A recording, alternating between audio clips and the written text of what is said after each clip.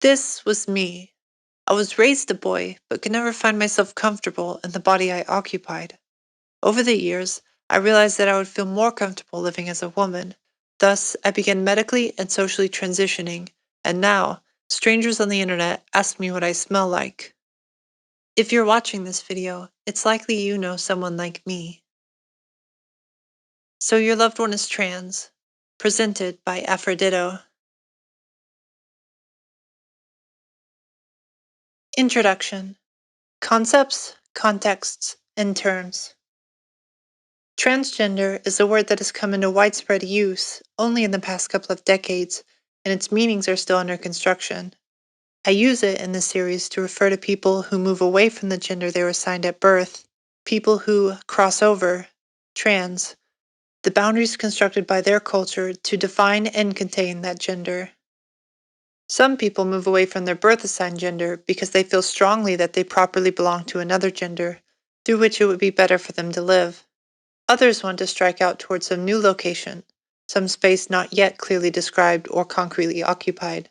Still, others simply feel the need to challenge the conventional expectations bound up with the gender that was initially put upon them.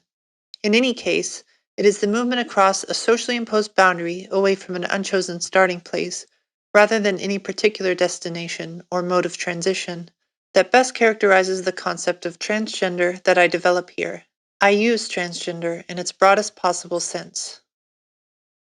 Because members of minority groups are, by definition, less common than members of majority groups, minorities often experience misunderstanding, prejudice, and discrimination.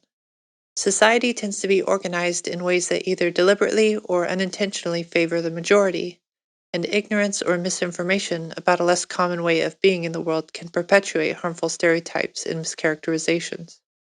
Those who feel the need to resist their birth assigned gender, or to live as a member of another gender, have encountered significant forms of discrimination and prejudice, including religious condemnation. Because most people have great difficulty recognizing the humanity of another person if they cannot recognize that person's gender, encounters with gender changing or gender challenging people can sometimes feel for others like an encounter with a monstrous and frightening unhumanness.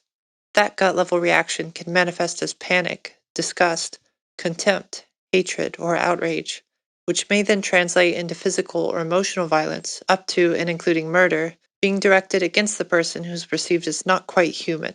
People who are perceived as not quite human because of their gender expression are often socially shunned and may be denied such basic needs as housing and employment.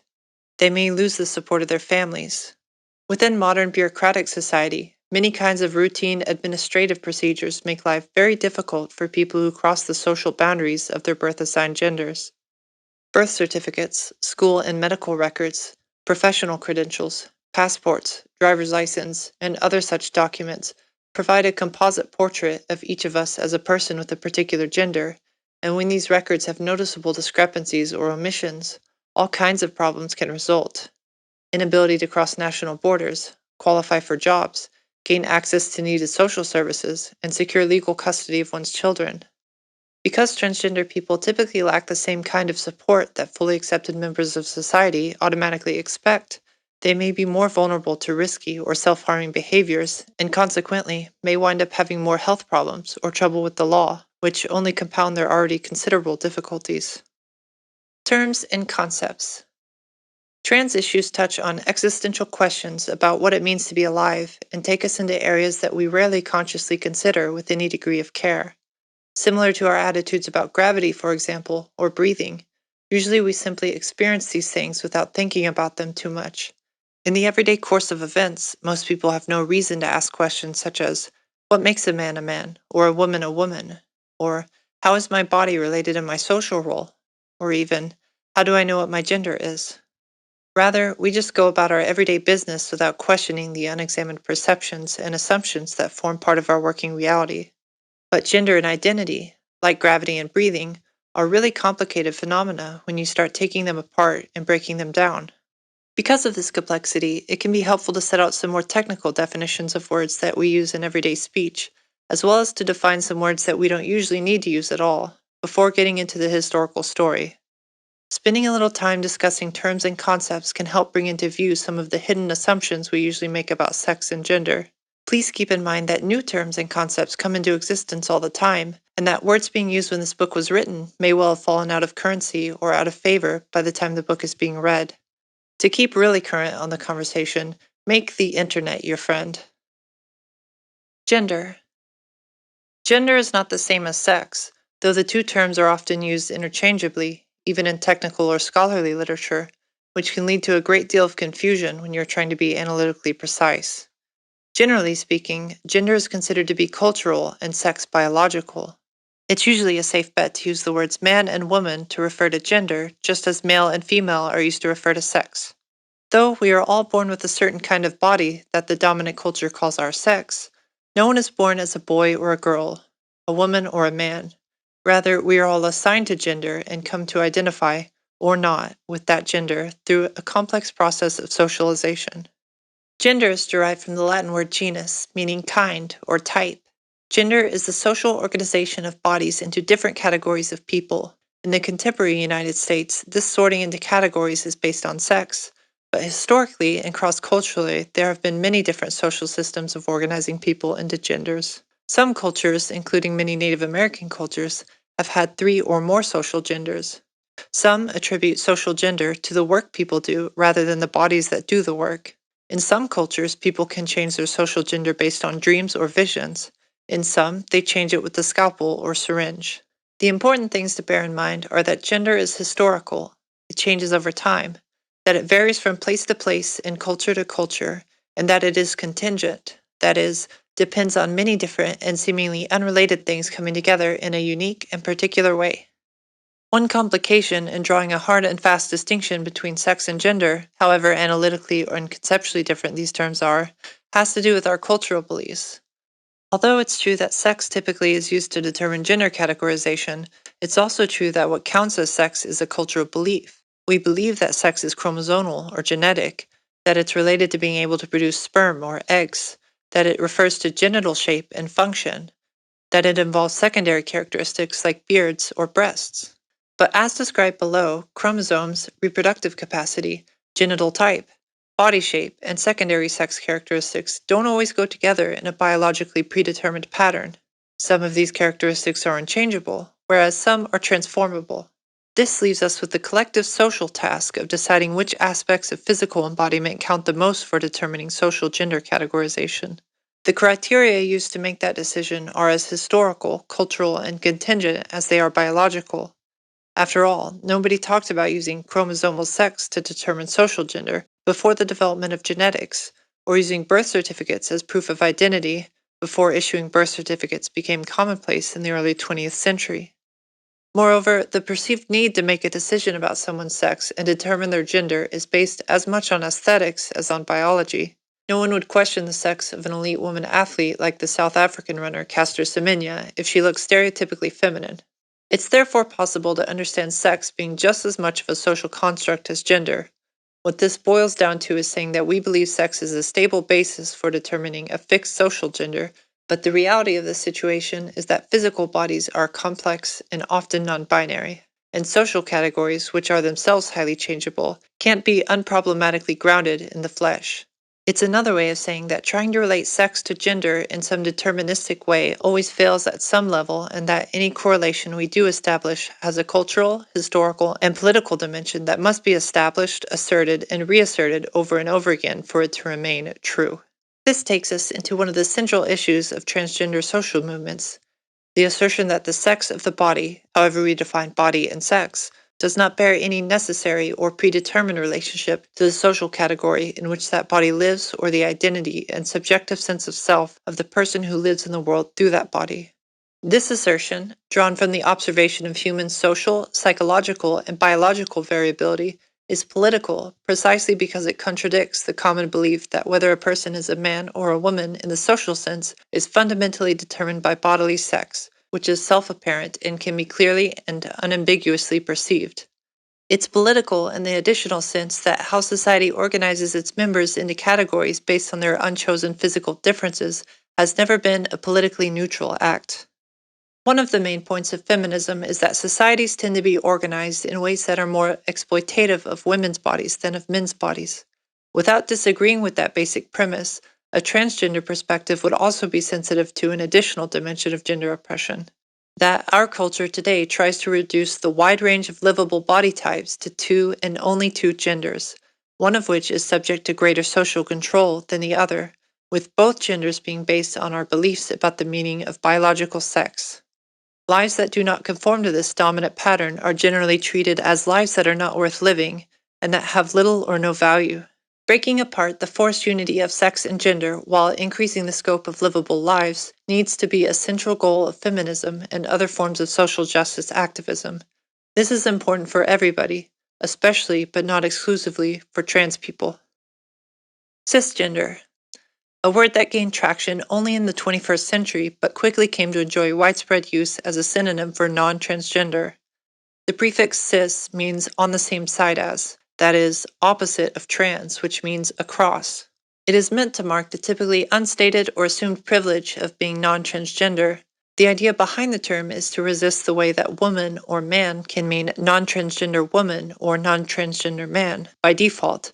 It's the same logic that would lead someone to prefer saying white woman or black woman rather than simply using woman to describe a white woman, thus presenting white as the unmarked norm, and black woman to indicate a departure from the norm. Acronyms. The right term to use in reference to any particular person really isn't in the eye of the beholder. It should be determined by the person who applies it to him, her, or themselves. MTF and FTM refer respectively to male to female and female to male, indicating the direction of gender crossing. It would be more accurate to talk about male to woman or female to man, but the fact of the matter is that in practice, nobody actually says those things. Some transgender people resent and resist these directional labels, claiming they make about as much sense as calling someone a heterosexual to gay man or heterosexual to lesbian woman, and that they serve only to marginalize trans men and trans women within the larger population of men and women. The two acronyms themselves are much less common than they used to be. AMAB and AFAB. Acronyms for assigned male at birth and assigned female at birth. These terms point out that when we come into the world, somebody else tells us who they think we are. Midwives, ultrasound technicians, obstetricians, parents, family members, and innumerable others look at our bodies and say what they think our bodies mean to them. They determine our sex and assign us a gender. We come into self-awareness and grow up in the context created for us by these meanings and decisions, which predate our individual existence. Bodily differences are real, and they set us on different trajectories in life. But what people who use these assigning terms are trying to point out is that our bodies and the paths they put us on, however unchosen they were initially, need not determine everything about us. Our assigned categories remain situations within which we can make decisions about ourselves and take meaningful actions to change our paths, including reassigning ourselves. Crossdresser. A term intended as a non-judgmental replacement for transvestite, it is usually considered to be neutrally descriptive of the practice of wearing gender-atypical clothing. The practice of cross-dressing can have many meanings and motivations. Besides being a way to resist or move away from our birth-assigned social gender, it could be a theatrical practice, either comic or dramatic, part of fashion or politics, such as the practice of women wearing pants once was, part of religious ceremonies, or part of celebrating public festivals and holidays, such as Mardi Gras, Carnival, or Halloween. Transgender people who are dressing in the fashion of the gender they consider themselves to be do not consider themselves to be cross-dressing. They are simply dressing. Gender dysphoria. Literally, a sense of unhappiness, the opposite of euphoria, a sense of joy or pleasure, over the incongruence between how one subjectively understands one's experience with gender and how one's gender is perceived by others. Gender dysphoria was a common term among medical and psychotherapeutic professionals who worked with transgender populations in the 1960s through the 1980s, but it was gradually supplanted by the now discredited diagnostic category gender identity disorder, which was first adopted by the American Psychiatric Association in 1980 in the third edition of the Diagnostic and Statistical Manual of Mental Disorders, DSM-3, and retained in the fourth edition of 1994, DSM-4. Partly in response to transgender activism that contested the pathologization of trans identities, Gender dysphoria came back into fashion in the 21st century as a part of an argument for why transgender healthcare should be covered by medical insurance. It suggests that it's the sense of unhappiness that is not healthful and that is susceptible to therapeutic treatment, rather than that a transgender person is inherently disordered. Similarly, it suggests that the feeling of unhappiness about gender could be transient rather than a defining characteristic of a kind of self. Gender dysphoria replaced GID in the 2013 fifth edition of the Diagnostic and Statistical Manual, DSM-5. The 10th edition of the World Health Organization's International Classification of Diseases, ICD-10, which has been in place since 1992, still uses the GID terminology. The ICD-11, scheduled for release in 2018, is currently expected to revise its nomenclature as well.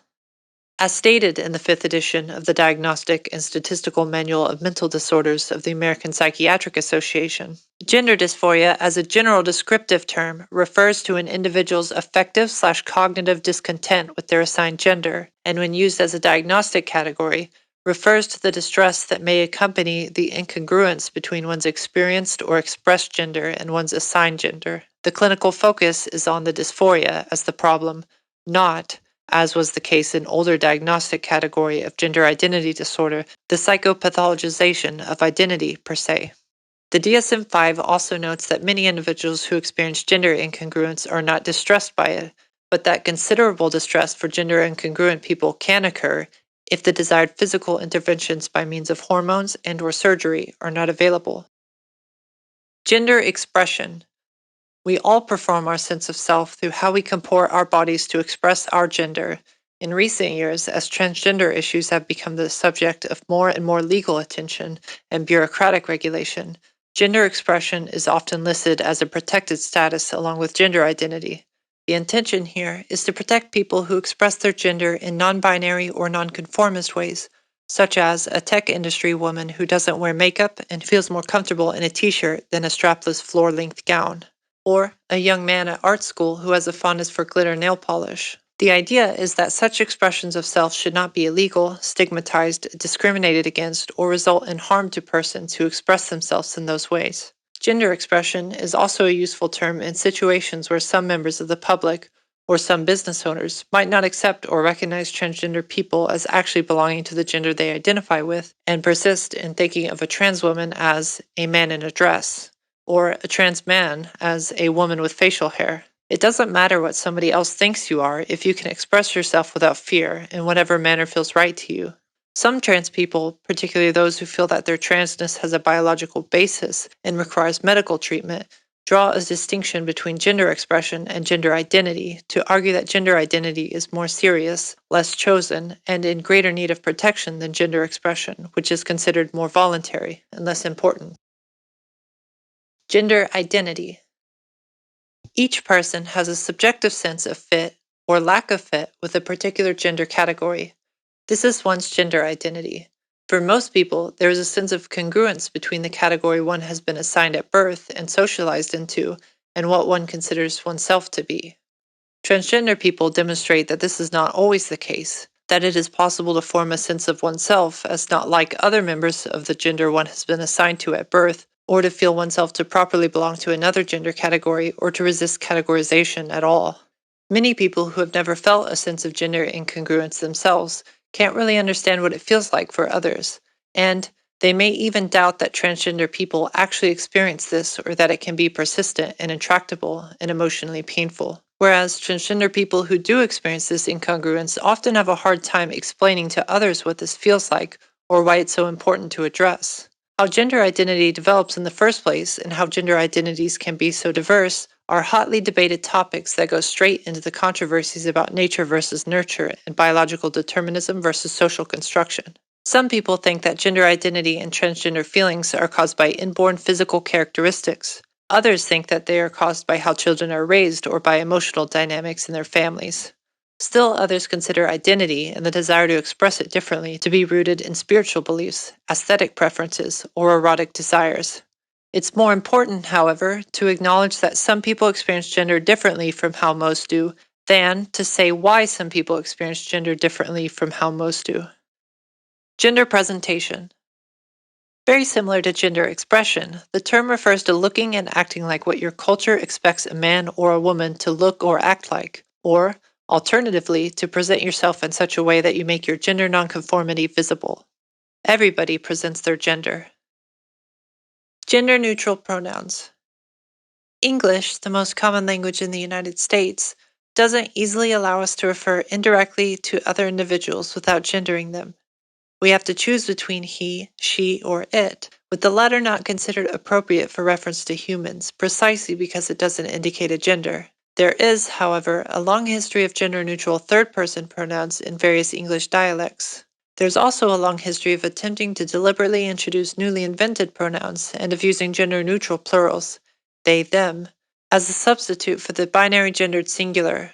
The first such uses of the plural for singular were recorded in the 14th century and remain common even now in regional variations like y'all, you all, which is sometimes used in reference to an individual. It is increasingly common to use the plural they, them, their in place of a gendered singular pronoun when the sex or gender of the person being referenced to is unknown or irrelevant, even to the point of saying something clunky like the person themselves. Some people who favor gender-neutral English pronouns might use ze or she in place of he and she, or the word here instead of his and her. Sometimes in writing, people use the unpronounceable s/he. None of the solutions to linguistic gendering in English is entirely satisfactory. The newly coined words can sound fake or jarring, and the use of plural in place of singular can sound ungrammatical. But language evolves, often in response to historical events, like the Roman and Norman conquests of England, which introduced a lot of Latin vocabulary into English. If it didn't, contemporary English speakers would still talk like Chaucer or Shakespeare. Transgender and non-binary people are pushing language to evolve today to take into account the new social reality that such people are creating. Non-gender specific third-person pronouns are actually the rule rather than the exception in most non-Indo-European languages. Appropriate use of gender-neutral pronouns can be tricky. On the one hand, gender-neutral language can be a way to avoid sexism, as in not using he or man to refer to people in general, or to avoid making assumptions about a person's gender identity.